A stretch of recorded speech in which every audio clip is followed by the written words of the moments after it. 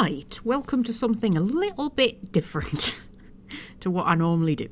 So, you may or may not know that I write fanfiction for Mass Effect and Dragon Age. You can find me on fanfiction.net under the name Magpie Corvidae. I shall link it in the description. I've actually only got 2 published currently. I have written many, many, many more than that. I'm just not very good at finishing them is my problem. But yes, I've got 2 Mass Effect ones published. One is a little short story about Khaleesa Al-Jilani where I gave her like a backstory and a sorry lover. Yes, I gave her a tragic backstory to sort of like explain why she's a bit of a bitch, and then I gave her an Asari lover and a bit of a redemption arc. But that's not the one we're talking about. The other one that I am in the middle of doing is called Living Legends. It is currently about 200,000 words long. It's got 35 chapters at the minute. I first began uploading it in 2018. And then I took a 4-year hiatus in 2020, and I've literally just come back to updating it now. And we're getting back into it. And I thought, wait, you know, I didn't have a YouTube channel before, but now I do. And I thought, you know what, we're going to do a little series of like 15 to 30 minute episodes where I just talk about various things about it, where like inspirations behind it, how it came to be, you know, the characters that I've created, the world that I've built. I can't imagine many people are going to watch it, but I know Fred will enjoy it, and you know what, that's good enough for me. And if anybody else enjoys it too, that's fine. But it's going to be very cosy kind of thing you can just listen to with a hot chocolate and a cat curled up on your lap, you know, that kind of thing. I'm just going to, you know, talk about me geeky fanfiction and have a little natter about Mass Effect, and if that's the kind of thing that you think you might like, you're quite welcome to come along and join me. So, each episode is going to cover like a different topic, and we're going to start off with literally just how Living Legends came to be, how I started writing it, where the idea came from, blah blah blah.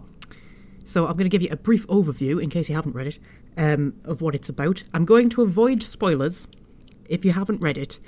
If at any point throughout this series I'm going to mention like a major spoiler, I mean, alright, I'm going to like work under the assumption that you have read it, but I'm going to avoid major spoilers. But if I do have to mention a major spoiler, I will like give you fair warning and say, hey, if you haven't read this chapter yet and you don't want spoilers, you know, stop listening now. So, brief overview.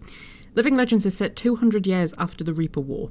It is after the Destroy ending, so the Reapers have been destroyed, with a female Commander Shepard called Juliet, or Jules as she prefers, who is in a relationship with Liara, but it's a little bit different to what the Shepard-Liara relationship normally is, because they didn't get together until after the war. But I'm going to have an entire episode where I literally just talk about Shepard and Liara, so we're not going to go into too much detail on them now. Shepard has gained a much longer lifespan due to her implants, so she's facing the prospect of living for another 1,000 years, which she's struggling with a little bit.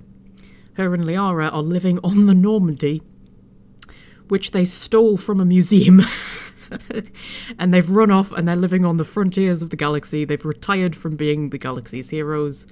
They're not doing very well. They're not in a very good place, to be honest. They're fine with each other, but it's just like, you know, they're kind of struggling to get by. Jules is really struggling to sort of, you know, they're both a bit traumatized from the war. It's not a dark story. It's not like a dark, depressing story. If you're sort of listening to this thinking, oh, it's going to be one of those awful angsty fan fictions where it's just like depression and misery. It's really not, I promise you. But it does sort of try to tackle what it would actually be like to live through something like that and survive it. So anyway, they're not in a great place, really, in their lives. And they get recruited by Arya and Tivos to reclaim Thessia. Because in the wake of the war, things have changed. Different races have come to power and other races have fallen from grace. And, you know, it took them a while to rebuild the mass relays. Everybody was scattered. And Asari space is an incredibly dangerous place that is sort of shut off. Nobody's really managed to get back into Asari space in the last 200 years. And the Asari who are outside of Asari space, on the other side of the relay, the ones who were, you know, stranded on Earth and whatnot, have put together this plan to reclaim Thessia, and they recruit Shepard and Liara to help them reclaim Thessia. And that's basically it. That's kind of the general overview. However, if we are going to talk about how the idea for Living Legends came about and how I ended up writing it and publishing it, we are actually going to have to spend the majority of this episode talking about a completely different fanfiction that I've written a good chunk of and yet not got round to publishing yet, which has a working title of Consequences. That's what I think I'm going to call it, but I might change my mind. Which is set in the immediate aftermath of the war. And I mean, like, the immediate aftermath. Like, literally the first chapter picks up as the Crucible is firing. And I've got a good chunk of the first few chapters written and a general idea of where it's going after that. And it starts off very, like, fast-paced, like action-packed, because it's, like, literally the Crucible fires, and it's just how it affects different groups. You've got, you know, the crew who are on the Normandy, and then you've got squad members who are on Earth, and you've got Shepard who is in the Citadel. And I wanted to do a post-war story that's sort of... Okay, so this is my general rule of thumb when I'm creating a world or a story or a character, is that I try and think of the thing that people will most expect, or the thing that is done most often, and then do something different. That's my rule of thumb. Now, you read a lot of post-war Mass Effect fanfictions, and it's just sort of like, oh, yeah, we destroyed the Reapers, and then we rebuilt everything, and we rebuilt the Citadel, and we rebuilt Earth, we rebuilt Thessia, and everything went back to normal, and everything was fine. And I understand, because, like, you know, Mass Effect created a really, really great world, and then they destroyed it. And I understand how you just kind of want everything to go back how it was. I mean, you know, sometimes I play the Mass Effect games and I sort of think, I really wish they hadn't gone with the Reaper storyline, as cool as it is, because it doesn't matter what you do, they end up destroying this amazing world that they built. But no, I didn't want to do that. I wanted to sort of write a story that was actually, like, what would actually happen? What would it actually be like? You know, in the immediate aftermath of the war. It would be bloody chaos. There'd be no command structure. All the relays are down, so they can't travel around easily. All the technology's been wiped out. They can't communicate with each other. Nobody knows what's going on. There would be panic and chaos. There would be, you know, how are they going to treat injuries? How are they going to feed people? You know, they're stranded on Earth, which has just been decimated by the Reapers. They're not going to be able to grow crops or anything. Like, you know, what are they going to do? It would be absolute chaos. It would be hard. It would be awful.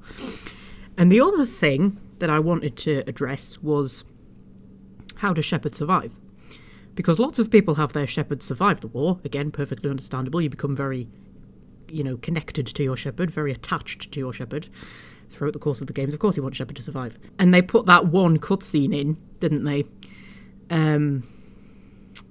Where, you know, you see the N7 armour and you see Shepard, like, well, whoever it is who's in the N7 armour, it's not really, you know, confirmed that it's Shepard, take a breath, and it's like, oh, Shepard's alive.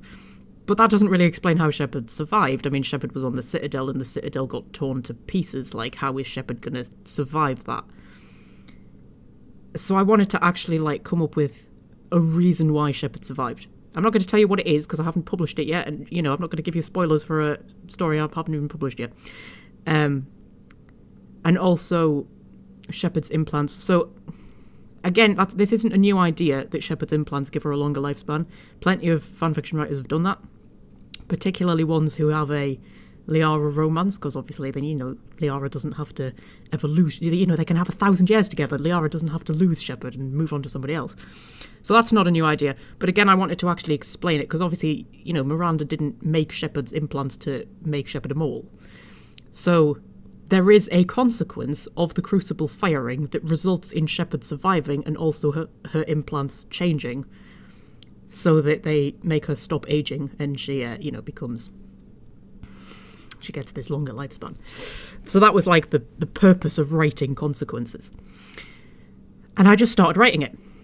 And it was just like, you know, like I say, the first few chapters are just the immediate aftermath of the war, and it's just very action-packed, and it's just like, you know, oh, the Reapers are dead, and what do we do now? You know, how does Shepard get off the Citadel? How does the Normandy get back to Earth? How does the crew all get back together? And it was just all that kind of stuff. But then I sort of hit a point where I was like, well, what's going to happen next? And I started thinking about it. And I started piecing together this post-war world of like, well, some kind of command structure is going to have to come about. You've got, I mean, it's set predominantly on Earth. And it's like, well, there were lots of people on Earth. This was where the final battle took place, you know. There were Asari commandos, there would have been Solarian SDG groups, Everybody was on Earth. There would have been Turian military, and a lot of the people in command probably didn't survive. Most of the people on the Citadel were killed. What's going to happen? At some point, some kind of command structure is going to have to emerge, otherwise it's going to be chaos. How are they going to keep order? And all of these things were going through my mind. And I sort of came up with this idea that, well, they're on Earth, so there's going to be a lot of humans. And a lot of human military. And, you know, what's left of the human military sort of starts trying to keep order. But then, who has the best military in the Mass Effect universe? Well, you could argue the Turians, they're the best soldiers. The Solarians are the best spies. The Asari have the commandos and everything, but I mean, the Turians are the best military. And of course, humans and Turians are quite often depicted as enemies in Mass Effect. I mean, obviously they had the First Contact War and they're officially allies, but there's like tension between them. And I thought, how cool would it be if the humans and the Turians just like joined forces and just made an alliance? Which is the Human-Turian Alliance, which then turns up in Living Legends as the HTA, the Human-Turian Alliance, who basically run the galaxy. We'll get back to that in a minute. And I was sort of working under the idea that it would be Shepard and the Turian councillor, whose name I have forgotten, which is embarrassing. But anyway, and that they would sort of like join forces. And end up like, you know, creating this Human-Turian Alliance to keep order. Because, you know, there would be bandit groups that would emerge. There would be looting. There wouldn't be enough food to go around. There wouldn't be enough medical supplies. They're going to have to try and keep things together somehow. So that's how the Human-Turian Alliance came about. The other part of the story that I came up with was about how people would react to Shepard. So throughout the course of the Mass Effect games, Shepard is always depicted as a hero. Everybody thinks Shepard is a hero. You know, Shepard's put on this pedestal. Shepard is superhuman. Shepard is amazing. Shepard just destroyed the galaxy, more or less. Killed the Reapers. Destroyed the galaxy with it. Destroyed the relays. Destroyed technology. I mean, I'll be honest, I had them repair most of the technology quite quickly, because I didn't want it to be, you know, too insurmountable for them to come back from it. So like things like Omni-tools and stuff like that, they managed to fix relatively quickly, and then they got like ships working and stuff like that. They got FTL drives working, but it would have taken them longer to actually repair the relays. But anyway, yeah, Shepard just destroyed the galaxy. And we're in this post-war world, and everybody's traumatized and panicking, and everything's different. And yes, they've won, but it doesn't feel like they've won because the world's ended.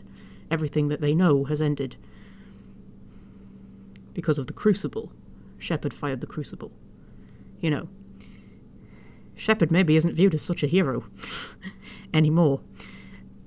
In situations like that, people look for somebody to blame. The Reapers are dead. You can't blame them anymore. Shepard's standing right there. You can blame her. So I kind of came up with this idea that there would be a sort of witch hunt against Shepard. Not from everybody, but, you know, in desperate situations, people do weird things. And it was also sort of to focus on Shepard herself, because again, like I say, Shepard's always portrayed as this sort of superhuman who can do anything, survive anything, you know, has this incredible willpower and is strong and can just carry the weight of the whole galaxy on her shoulders. And apart from a few moments here and there, you don't really see her falter very much. And I've wanted to do another side to her where maybe she's a bit broken. You know, the war's over. This was everything that she had geared herself up for. Everything that she was holding on for was to destroy the Reapers, and she destroyed the Reapers, and now she has to do more. It gets even harder after the Reapers are destroyed. It doesn't get easier. It gets harder. And maybe part of her is just broken because of that. And she's just not quite herself anymore. She's still going to be the hero, don't get me wrong. I'm not going to turn her into, you know, some sort of... I think some fanfictions go too much into the trauma. I mean, yes, you want to explore the trauma because, like, in the games, the trauma of the situation isn't explored that much because you're this fearless hero who has to, you know, step in and save the galaxy. You can't faff about being traumatized and depressed. But I wanted to explore that side of it, of that she's, you know, traumatised from what she's... I mean, she's traumatised from what she's done. She's traumatised from the fact that she did pick the Destroy ending, and she did kill the Geth, and she did kill the Reapers, which is what she wanted to do, but still, it's mass genocide against an entire race, and that sort of haunts her a bit. And everybody's blaming her for the fact that, you know, the relays have been destroyed and everything. And maybe she's just not quite as strong as she was. Well, I wouldn't say not as strong, but just like maybe she just... something in her just breaks a little bit. Which then goes on to affect who she is in Living Legends. I promise we will get back to Living Legends. I realise, you know, we're talking about completely different fanfiction in a video about Living Legends, but just, I promise we're getting there.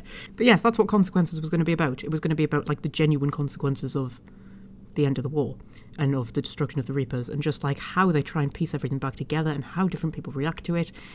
And one of the main storylines was going to revolve around Tivos, because I was going to have Tivos survive. Now, I'll be honest, I laugh at myself a little bit here, because it's an absolute pathetic plot device that I was going to put in, and it still will put in probably, where, like, there's a shuttle that managed to get off the Citadel when the Reapers took over the Citadel. It was going to be Bailey, you know, the CSEC officer, commander or captain? Bailey? I can't remember. Managed to get, like, he just, like, tore through the Citadel, just saving whoever he could, and managed to get the council. And they all got onto this shuttle and managed to escape the Citadel, found themselves, like, in orbit around Earth, because at this point the Citadel had been moved to Earth. And then, after the Crucible fires, obviously his engines are knocked out and they crash on Earth. And I mean, it's a plot device, basically, so that I can save all of the people who were on the Citadel who I want to survive the war. And, you know, it's just one of those things where I was just sort of like, can I really put that in? I mean, it's such an obvious plot device. And I was like, oh, just do it, man, just do it. Because there are just certain people who I just want to survive, and Tivos was one of them. I was thinking, well, if the humans and the Turians are going to emerge as this kind of, like, you know, new power in the galaxy, they're kind of running the galaxy together, what's going to happen to the Asari? Because the Asari are pretty much, you know, the power in the galaxy. Partly because they're so long-lived, partly because they have Thessia, which has all the Ezo. And they're these sort of, you know, wise women who run everything and are always so calm and have all this wisdom. Where in the wake of the war, I think they would probably be the ones who would handle it the worst. Because as much as if you live for 1,000 years... It's funny, I was thinking... Like, the Quarians lost their homeworld and then 300 years later reclaim it, which to them is like generations. But to an Asari, that's just like, that's now. That's like, what, a third of our life? Less? You know. So the Asari, the older they get, they'll be used to living through huge galactic changes, which, you know, for other races will cover generations, and for them will just be, you know... just a few centuries of their life. So in many ways they'll be used to that, but they've got the stability of Thessia and of, you know, the matriarchs and their government, and they've got that's their sort of, their constant, the thing that, you know, they can rely on. Well, that's gone now. Right, especially for the ones who are stranded on Earth. The Asari who are stranded on Earth, that's gone. They're stranded on this alien world. I think they would be the worst at adapting to that, and Tivos in particularly. Because Tivos is an interesting character. She's sort of like... Is she a villain or not? It's kind of hard to figure out, because she puts a lot of trust in Shepard, and she does help you out quite a lot. But at the same time, she's a politician, and she's written as a politician, and she's just sort of... I don't know, you can never quite work her out, and I wanted to do something a bit different with her. So I came up with this idea that she has a breakdown. She just can't handle it in the wake of the war. She can't handle not having the matriarchs to fall back on. She can't handle, you know, she's trying to claw some kind of power and get some kind of influence. Not because she's power hungry, just because she wants to gain some kind of control of the situation. But the truth is, she's on somebody else's planet. The Citadel is gone. Everything that she relied on is gone. Nobody is really listening to her. And she just has a meltdown. And she's the one who stirs up the hate campaign against Shepard, because she blames Shepard for the fact that, you know, everything that she's relied on is now gone because of the Crucible. This is relevant to Living Legends as well, I promise. So yeah, it was just and it was just trying to have a different take on things. And it's sort of, the humans who were sort of, the underdog of the galaxy are now rising as this sort of like power, because Earth was where the final battle took place, and they're just best placed to try and take control. And the Asari are just sort of like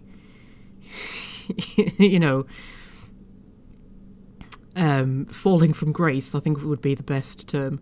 You've got Tivos having a meltdown, and you've got the Turians kind of like, supporting the humans. But in the end, like, Tivos wasn't going to be like a villain. She was going to be a sort of a villain, but then in the end, it's sort of like she just has a complete breakdown, and Shepard just sort of like, there would be some sort of moment where her and Shepard would be like, yeah, look, it's a really shit situation. None of us are handling it that well. But that was going to be consequences. And still will be at some point. At some point I will get round to publishing it. But in the course of me dreaming up this post-war world, I started to think further ahead. Particularly with giving Shepard her longer lifespan, I started to think things like, how is she going to cope with a longer lifespan? How is she going to cope living for 1,000 years, maybe? When, the squad are going to die off, apart from Liara. My Shepard also has the sole survivor background from Akuz and the colonist background from Mindwar. Oh yeah, I went with all the tragedy. So she lost her family on Mindwar, and then she lost her squad on Akuz. So, she's lost so many people. She lost so many people throughout the course of the war, and she was just living to get to the end of the war. That's what she was living for. She didn't really expect to survive the war. And I started to think, well, realistically, how are you going to cope? I mean, the Asari are born to live 1,000 years. They're kind of prepared for it. A human isn't. And also, of course, Asari mature more slowly as well. Whereas, Shepard's already fully mature by the time she's like 30, 31, something like that during the game, isn't she? 30, 31, 32-ish. Whereas an Asari is still like adolescent at 40. So, she's already completely mature by the time she's got 1,000 years left. And I liked the idea of her becoming like a grumpy old woman, but in like a young body. So she still looks like she's 30, but she's got the mentality of this like grumpy old woman. I liked that idea, and I was thinking, you could just by the time she's like 200 years old, she'd just be like a really grumpy Shepard. So that was one thing I was thinking. And then I was thinking, well, if we formed this human-Turian alliance in the wake of the war, I mean, what happens to them? Do they carry on? And I was thinking, well, maybe they'd actually become the galactic power. And then maybe as their power grows, they become a bit corrupted. Because the HTA are one of the main villains in Living Legends, which they wouldn't be in Consequences. In Consequences, they would be this, force of good that Shepard helps to found. She helps to found the HTA, and it's a real force of good that helps to bring stability. By Living Legends, they've become quite warped and corrupted, and they're basically running the galaxy, but they're a bit questionable.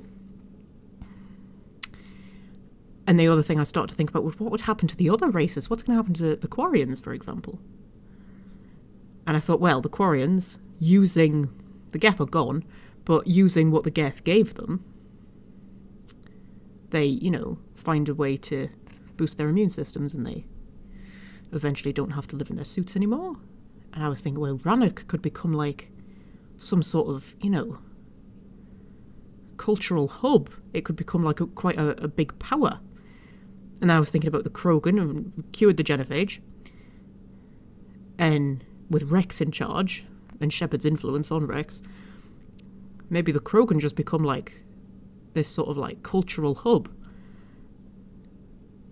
Tuchanka, that's the word I was thinking. I was thinking, what the hell is the Krogan homeworld called again? Tuchanka becomes like this cultural hub for art and things like that. And I was just thinking of all these things, because like I say, I like to, take what's been done before and then do something different. Do what people don't expect. And I just started thinking up this post-war world, a few centuries have passed. You know, you've got the Krogan as like the cultural rulers of the galaxy. You've got the Quarians as the sort of educated, intellectual hub of the galaxy. The Asari are bottom of the pile. They've just, like, fallen from grace completely. The humans and the Turians run the galaxy together in an alliance. And I was just thinking of all of this stuff, and I was thinking, what's going to have happened to Shepard and Liara? What are they going to do? Because I was going to have their romance start in Consequences. I love the Shepard Liara romance, right? But I don't like actually triggering it in the games. Because you have to either trigger it in Mass Effect 3, and by the time you've got to the point where you can trigger it, you've missed most of the romance cutscenes. Or you have to trigger it in Mass Effect 1, which is weird and creepy. I don't like doing it in Mass Effect 1 because Liara's so innocent and naive, and she's like Shepard's her commanding officer. It's just weird. So I prefer to not romance anybody, and to then, in my head, they get together after the war. That's just how I prefer doing it. So they were going to get together in Consequences. And I was thinking about how their relationship would evolve. You know, over 200 years? Like, are they together all that time? Do they take breaks? You know, is it a complicated relationship? Is it an easy relationship? And all of these things I was thinking of. And it just formed a story. And I just started to think, wouldn't it be funny if, like, you know, after the last of the squad died off, Jules is facing the prospect of centuries more without them. And she just has a little bit of a meltdown. And she just goes, you know what, sod it, I'm sick of being the galaxy's hero. What did I get? I've saved the galaxy, and everybody blamed me for destroying the relays. I'm sick of it, I've had enough, I hate politicians. I hate being involved in galactic politics. I hate the fact that everybody looks to me for answers all the time. I've had enough.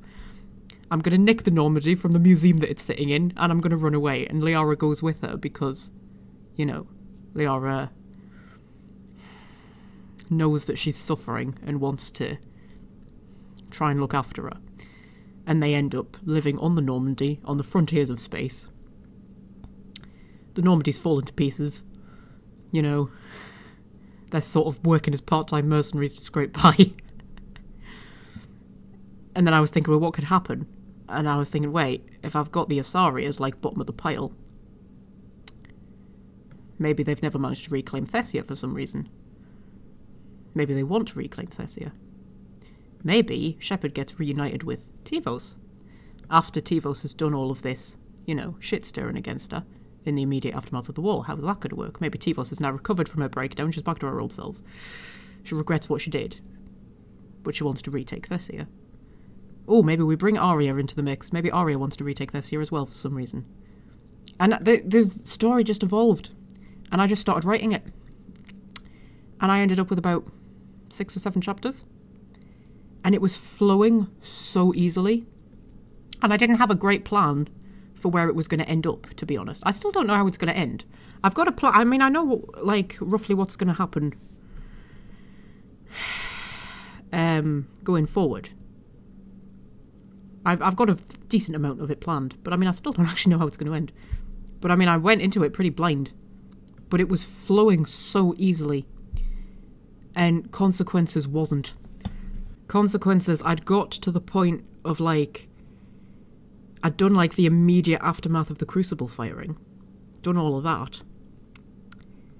And I sort of knew where I wanted the story to go, but I just couldn't get it to work. And I was writing this chapter, and I honestly wrote about 10 different versions of this chapter that I was writing, where, like, different things happened in each version, and I just couldn't make it gel. And Living Legends was just flowing. And I thought, you know what, I'm just going to start publishing it. I'm just going to start publishing it. And I did.